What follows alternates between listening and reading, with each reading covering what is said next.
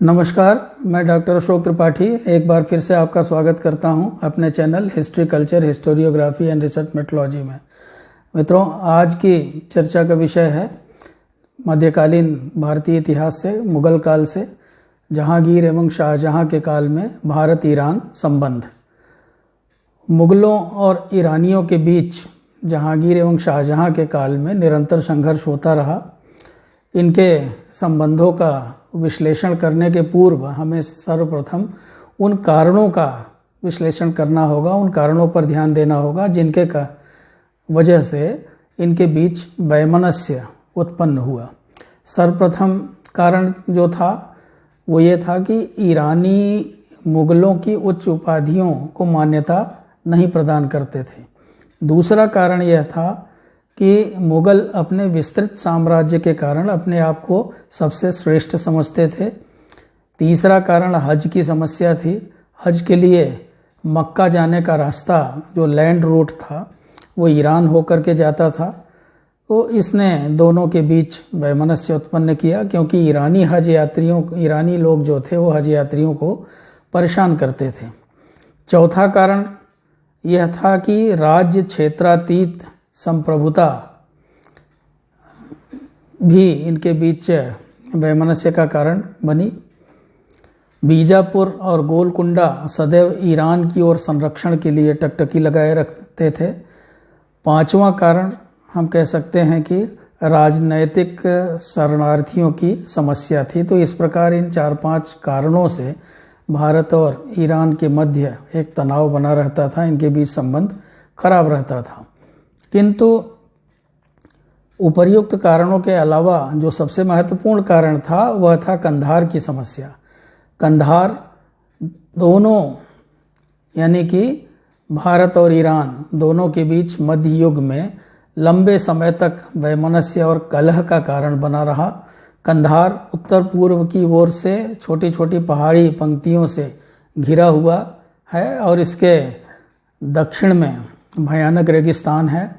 पश्चिम की ओर से यह रेतीले और अत्यंत उष्ण या गर्म जमीन से घिरा हुआ है। तो यह सैनिक एवं व्यापारिक दोनों ही दृष्टिकोण से बड़ा ही महत्वपूर्ण था कंधार का दुर्ग। तो मध्य युग में विदेशी आक्रमणकारी, चाहे वो फारस जिसे आजकल ईरान कहते हैं, चाहे वो फारस के हों अथवा मध्य एशिया के हों, इसी को यानी कंधार को ही अपने आक्रमण क्षेत्र का आधार बना करके आगे बढ़ते थे। तो इस दुर्ग पर अधिकार होने के बाद काबुल पर आक्रमण करके विजय प्राप्त करना काफ़ी आसान हो जाता था किसी के लिए भी, किसी भी शासक के लिए काबुल पे अधिकार करना। अगर कंधार पे अधिकार हो गया तो काबुल पे अधिकार करना उसके लिए बाएं हाथ का खेल था। तो फारस की सरकार, फारस अर्थात ईरान जिसे आजकल कहते हैं, तो फारस की सरकार के लिए सीमांत प्रदेश में यह एक महत्वपूर्ण स्थान समझा जाता था। रणनीतिक दृष्टि से, व्यापारिक दृष्टि से भी इसकी सत्ता कुछ कम नहीं थी। भारत, फारस, तुर्की और मध्य एशिया से व्यापारी यहाँ पे एकत्रित होते थे और भारत से मध्य एशिया और यूरोपीय देशों के लिए भी यही एकमात्र व्यापारिक मार्ग था। फारस में 1501 ईस्वी में सफ़ेद वंश की स्थापना हो चुकी थी। इस वंश के शासक प्रारंभ से ही कंधार पर अपनी आंख गड़ाए हुए थे। बाबर की बात अगर हम करें तो बाबर ने कंधार के सामरिक और व्यापारिक महत्व को समझते हुए 1522 ईस्वी में इस पर अधिकार कर लिया था। परंतु 1558 ईस्वी में हुमायूं की मृत्यु के उपरांत फारस के सम्राट ने कंधार पर अपना अधिकार कर लिया, अर्थात कंधार फारस के अधीन हो गया, ईरान के अधीन हो गया। फारस के सम्राट ने कंधार प्रदेश की व्यवस्था के लिए शाह मिर्जा हुसैन नामक अधिकारी को नियुक्त किया, किंतु 1594 ईस्वी में परिस्थितियां बदली और अकबर ने कंधार पर अधिकार कर लिया। तो इस तरह से हम देखते हैं कि प्रारंभिक मुगल शासकों के समय में हम देखते हैं कि बाबर और हुमायूं तो बहुत ज़्यादा समय तक कंधार को अपने पास नहीं रख पाए, लेकिन अकबर ने उस पर अपना अधिकार कर लिया। अकबर की मृत्यु के उपरांत खुसरो का विद्रोह प्रारंभ हुआ, तो ईरान के शाह अब्बास को खुरासान के अध्यक्ष को उत्तेजित करके कंधार पर आक्रमण करने के लिए प्रेरित करने का एक स्वर्ण अवसर मिल गया, किंतु दुर्ग के कंधार का जो दुर्ग था वो मुगलों के अधीन था इस समय, और दुर्ग के अधिपति शाहबेग खां ने बड़ी दृढ़ता से दुर्ग की रक्षा की। बड़ी दृढ़ता से शाहबेग खां ने इस आक्रमण का सामना किया। 1607 ईस्वी के प्रारंभ में जहांगीर ने शाहबेग खां की सहायता के लिए मिर्जा गाजी की अध्यक्षता में एक सैनिक टुकड़ी को भेजा, और इस सहायक सेना को देख करके जो ईरानी थे वो पीछे हट गए और अपना घेरा उन्होंने उठा लिया और वो खुरासान की तरफ लौट गए। शाह अब्बास ने अपनी चाल विफल होने के उपरांत इस आक्रमण के प्रति अपनी अज्ञानता प्रकट करते हुए जहांगीर के समक्ष क्षमा याचना की और खुरासान के सरदारों की निंदा भी की। तो इस प्रकार यह मामला कुछ समय के लिए समाप्त हो गया। भविष्य में इन स्थानों पर उपद्रव न हो, इसलिए स्वयं जहांगीर ने इन क्षेत्रों का दौरा करने का निश्चय किया। लाहौर से 27 मार्च 1607 को चलकर वह 4 जून को काबुल पहुंचा और लगभग 11 सप्ताह तक वहां रहा। इसके बाद वह लाहौर वापस आ गया। मार्ग में खुसरो ने उसकी हत्या का प्रयास भी किया, पर वह असफल रहा।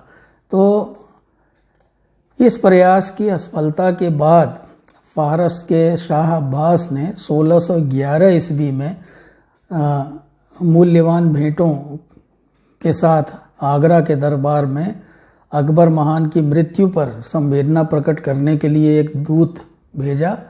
इसके बाद दूसरे दूत भी भेजे गए। इसका उद्देश्य था कि जहांगीर को असावधान और निश्चिंत बनाए रखना, यानी कि जहांगीर को ऐसा लगे कि अब फारस के शाह का ऐसा कोई इरादा नहीं है कंधार को जीतने का और वो जहांगीर से मित्रता का संबंध रखना चाहता है।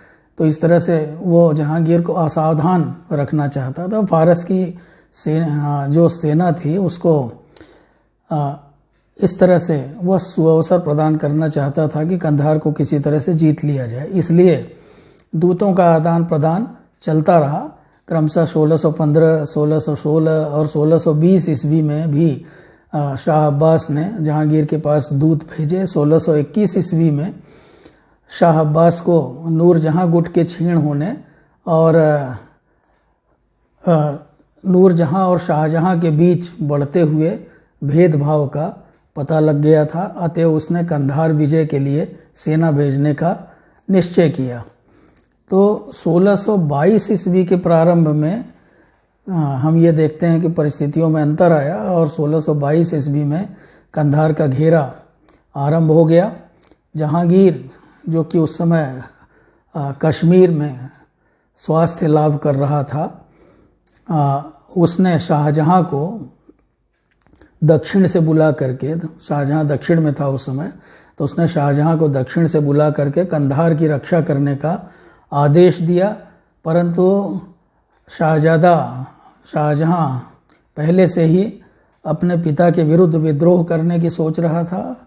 अतः उसने जहांगीर की आज्ञा की अवहेलना की और कंधार का दुर्ग 45 दिन के घेराव के बाद शाह अब्बास के हाथ लग गया।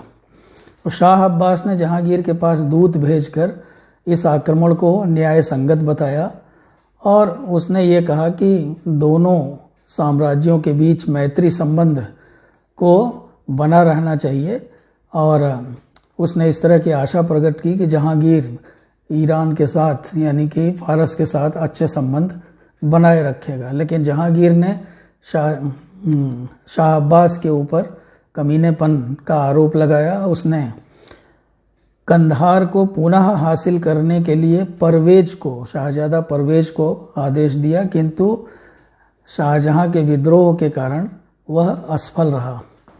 तो शाहजहां का विद्रोह ही जहांगीर के शासनकाल में कंधार के मुगल साम्राज्य से निकल जाने का एक प्रमुख कारण बना।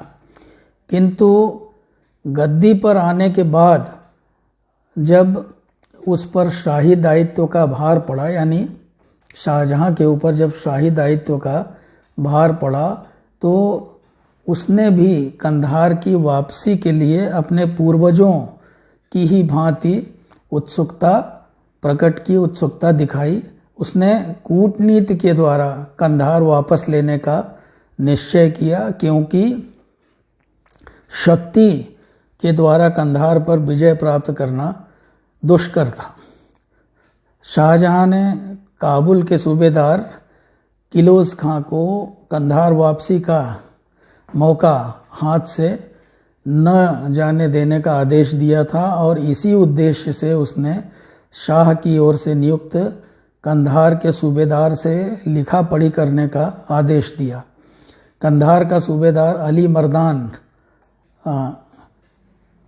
दरबार से यह बयान देने के लिए तलब किया गया था कि उसके जिलों से आय का बकाया क्यों बढ़ता जा रहा है। अली मर्दान ने मतालबा नहीं माना, फलतः पदच्युत कर दिया गया और उसे आदेश हुआ कि वह दुर्ग सियाबाश को सौंप दे, जो कि शाह के हुक्म की तामील के लिए एक बड़ी सेना के साथ भेजा गया था। यहाँ सियाबाश को भेजा गया था कि अली मर्दान जो है उसको सौंप दे दुर्ग। तो अली मर्दान ने डर के मारे दुर्ग जो है वो सियाबाश को न सौंप करके मुगलों को सौंप दिया और बदले में उसे 6000 का मनसब और कश्मीर की सूबेदारी दी गई। तो मुगलों ने ईरानियों को भगा दिया और कंधार का पूरा इलाका मुगलों के हाथ आ गया एक बार फिर। शाह शुजा को एक विशाल सेना के साथ दुर्ग की रक्षा के लिए और ईरान की तरफ से होने वाले या फारस की तरफ से होने वाले किसी भी संभावित आक्रमण को रोकने के लिए, निष्फल बनाने के लिए भेजा गया। 1639 ईस्वी में एक विशाल ईरानी सेना ने कंधार पर पुनः आक्रमण किया, किंतु इसी समय ऑटोमन साम्राज्य ने बगदाद पर आक्रमण किया और इस आक्रमण के कारण शाह सफविद कंधार अभियान पर ध्यान नहीं दे सका। शाह सफविद उस समय फारस का बादशाह था। तो ऑटोमन साम्राज्य के बगदाद पे आक्रमण के कारण जो है उसकी जो योजना थी कंधार विजय की वह विफल हो गई। 1642 में शाह सफविद की मृत्यु हो गई और शाह अब्बास द्वितीय, जो कि केवल 11 वर्ष का बालक था, वह शासक बना। तो इसलिए कुछ समय तक कंधार पर ईरानी आक्रमण की जो संभावनाएं थी वो क्षीण हो गई या धूमिल पड़ गई, क्योंकि जो नया शासक था वो अल्पायु था।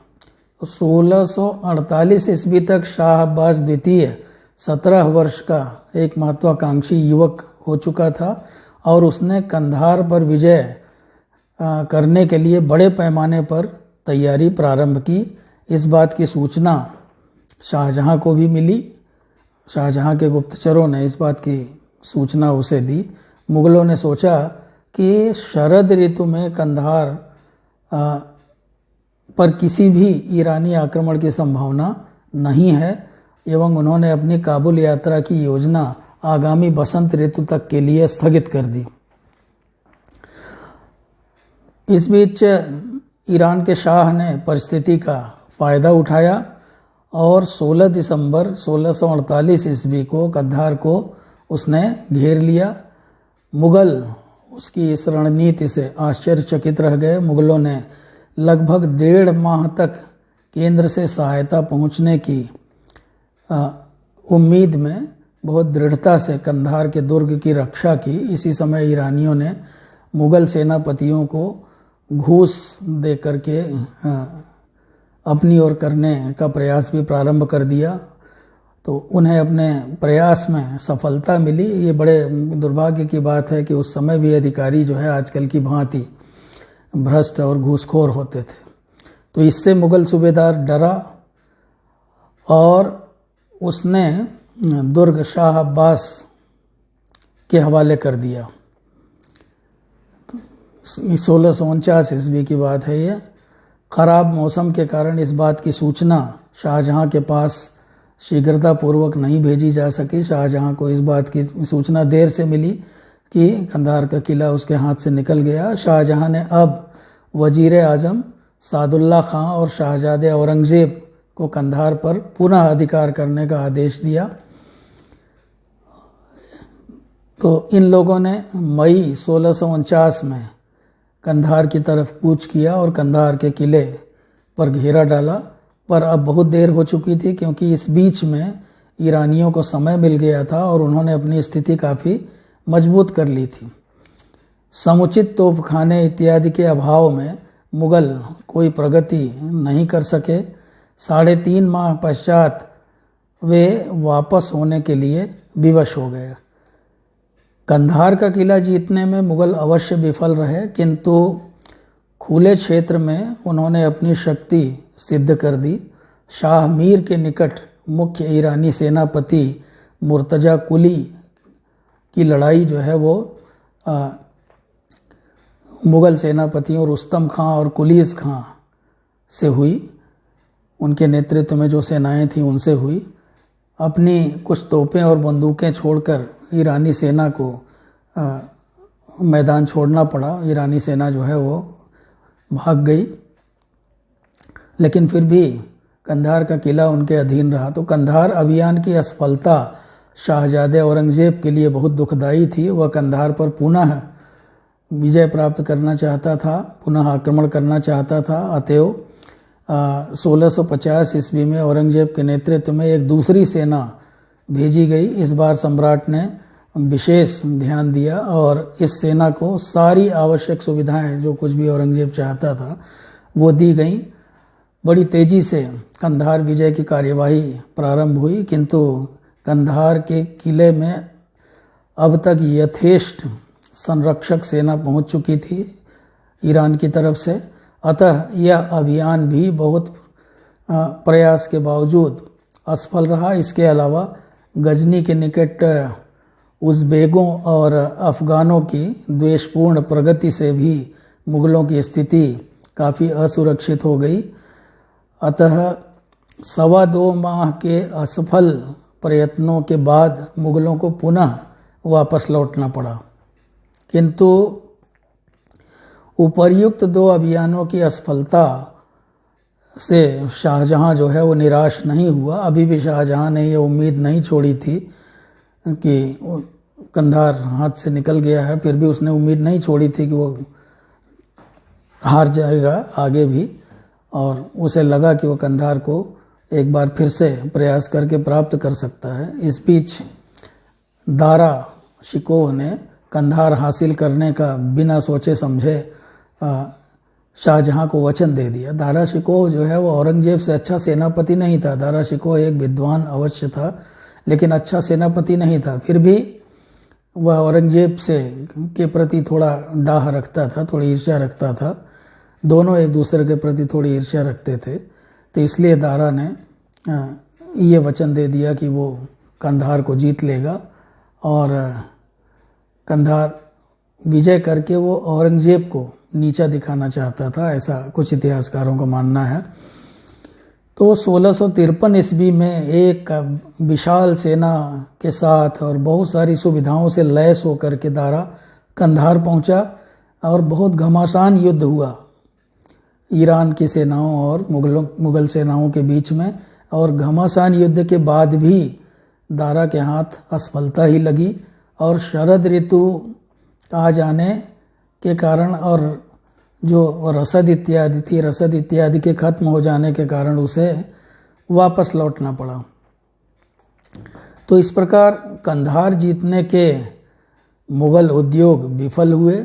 कंधार को शक्ति के द्वारा जीतना दुष्कर था, क्योंकि कंधार का किला इतना सुरक्षित था कि उसे अजेय समझा जाता था। मुगलों की हार की यदि हम समीक्षा करें तो हम ये देखेंगे कि मुगलों की हार के कई कारण थे। पहला कारण यह था कि वे अपने आग्नेयास्त्रों जैसे तोपखाना इत्यादि, बंदूक इत्यादि का सही तरीके से, समुचित तरीके से संचालन नहीं कर पाए। ईरानियों के पास उनसे अच्छे तोपची थे, तो यह एक महत्वपूर्ण कारण था। दूसरे, ईरानियों को सदैव बचाव पक्ष का होने का लाभ मिला। ईरानी जो है वो एक तरह से डिफेंडर थे, वो डिफेंड कर रहे थे, किले का बचाव कर रहे थे। तीसरे, हम कह सकते हैं कि प्रकृति ने भी जो है कंधार के निकल जाने में मुगलों के विरुद्ध बड़ी महत्वपूर्ण भूमिका निभाई। लंबी और निरंतर कार्यवाही में जलवायु बहुत बाधा डालती थी, क्योंकि मौसम इतना ठंडा हो जाता था, इतना सर्द हो जाता था। जो मुगल सैनिक थे वो इसके आदी नहीं थे, इसके अभ्यस्त नहीं थे, तो इसलिए उनको बहुत कठिनाई आती थी वहाँ के मौसम से। इसके अलावा ईरानी सेनापति मुबारक खान एवं अवतार खान ने बड़ी बहादुरी से दुर्ग की रक्षा की और कंधार सदैव के लिए मुगलों के हाथ से निकल गया। कंधार जीतने के प्रयास में मुगल हुकूमत के 11 करोड़ रुपए व्यय हुए और भारी संख्या में, बड़ी संख्या में जान माल का नुकसान हुआ। हजारों सैनिक मारे गए, पशुओं की भी जानें गईं। मुगल साम्राज्य में 1 इंच का भी इजाफा नहीं हुआ। मुगलों को पश्चिमी सीमा पर महत्वाकांक्षी सैनिक उद्योग करने के लिए भी अब आगे चल कर के काफ़ी कठिनाइयाँ आने वाली थीं। तो मुगल साम्राज्य की प्रतिष्ठा को काफ़ी आघात पहुंचा। मुगल सेना की कमजोरी भी प्रदर्शित हुई और अब यह पता चला कि ऐसा नहीं है कि मुगल सेना अजेय है। तो मुगलों के विरुद्ध सफलता प्राप्त होने से ईरानियों को नए अभियानों के लिए काफ़ी प्रोत्साहन मिला और भारत पर ईरानी आक्रमण की संभावना बढ़ गई। किंतु ईरानी कंधार से आगे नहीं बढ़ सके और मुगलों ने खुले मैदान में उन्हें सदैव बुरी तरह पराजित किया। तो इस तरह से मित्रों हमने देखा कि मुगलों के समय में भारत ईरान जो संबंध थे वो किस प्रकार के थे। दोनों के मध्य में कंधार के दुर्ग को लेकर के लंबा संघर्ष चला। कभी कंधार का किला जो है कभी ईरानियों के हाथ लग जाता था तो कभी मुगलों के हाथ लग जाता था। जैसे बाबर के समय में वो बाबर के अधीन था, बाद में हुमायूं के समय में फिर वो ईरानियों के हाथ में आ गया। अकबर ने उसके ऊपर अपना अधिकार कर लिया। फिर बाद में जहांगीर के समय में वो किला कुछ समय तक उसके पास रहा। फिर बाद में कंधार का किला जो है जहांगीर के समय में उनके हाथ से निकल गया। आगे चल कर के शाहजहां की लापरवाही के कारण आगे चल कर के शाहजहां ने काफ़ी प्रयास किया उस किले को फिर से पाने के लिए, बार बार अभियान कराए, लेकिन वो उसमें सफल नहीं हो सका। तो आगे चल कर के हम ये देखते हैं कि जो उत्तर पश्चिमी सीमांत प्रदेश में सदैव इस बात का खतरा बना रहा कि उनका एक प्रबल शत्रु वहाँ सीमा पर विराजमान है। हालांकि ईरानियों ने उस समय जब तक ताकतवर मुगल सम्राट रहे उन्होंने कभी कोई प्रयास नहीं किया आगे बढ़ने का। तो इस प्रकार से हम ये देखते हैं कि मुगल ईरान संबंध जो है वो काफ़ी रोचक है और इसके बारे में मैंने प्रयास किया आपको संक्षेप में जानकारी देने के लिए। जो इनकी मुख्य मुख्य बातें थीं उनकी चर्चा आपके साथ की। यदि आपको यह चर्चा पसंद आई हो, यह वीडियो मेरा आपको अगर पसंद आया हो तो आप मेरे चैनल को लाइक करें, सब्सक्राइब करें और आप कमेंट अवश्य करें। जो भी आपको लगता हो अच्छा खराब तो आप उस पर कमेंट अवश्य करें। और आगे मुगल पीरियड पे या किसी भी इतिहास के किसी भी पीरियड पे अगर आपको किसी टॉपिक पे जानकारी चाहिए तो आप उसको कमेंट बॉक्स में लिखें। प्रयास किया जाएगा कि उस पर वीडियो बना के डाला जाए।